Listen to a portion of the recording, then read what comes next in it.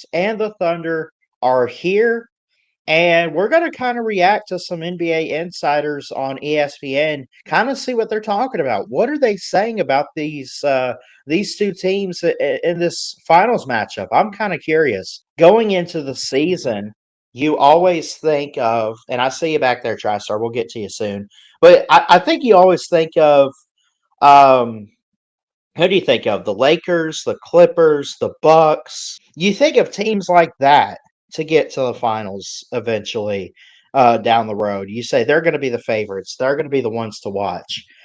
And then you look at the Pacers and Thunder and you say they're kind of the outside looking in, but they're not the biggest like Cinderella type story. Talk about the Thunder. According to this article, I don't want to steal without giving credit. They won a league best 57 games this season before. The season before, this would have been last year, and had one of the top players in the league, Shai Gilgeous-Alexander. But I would say before I read this, I think these are both really good teams that end up making it this year. And I have seen good defense from both teams. I've seen good offense from both teams. And you just got to take your shot with this. I mean, it feels like a coin flip type of matchup, but I would favor Oklahoma City currently. Let's see. After sweeping the Memphis Grizzlies in the first round, Oklahoma City blew a double-digit lead in the series opener against three-time MVP Nikola Jokic, and the Denver Nuggets faced a 2-1 deficit after 3 games. The Thunder viewed the adversity as an opportunity. Yeah, a lot of teams can do that for champions. I knew that they were going to bring greatness out of us. Thunder reserve Alex Caruso, the lone player on the roster with the championship ring, said the day before Game 4 in Denver. He goes on to say Denver is a smart team and experienced team, and I know that this is the challenge that's going to push us to be great. Oklahoma City needed only 5 games to finish off the Timberwolves in the West Finals, capping that series with a 30-point victory.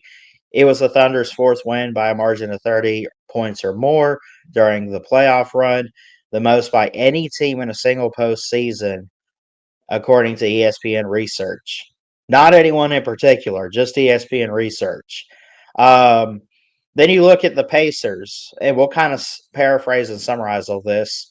They won 50 games, entered the playoffs as a 4th seed, but a slow start to the season masked their true contender qualities. It wasn't apparent when they dispatched their new rival, the Milwaukee Bucks, in 5 games in the first round.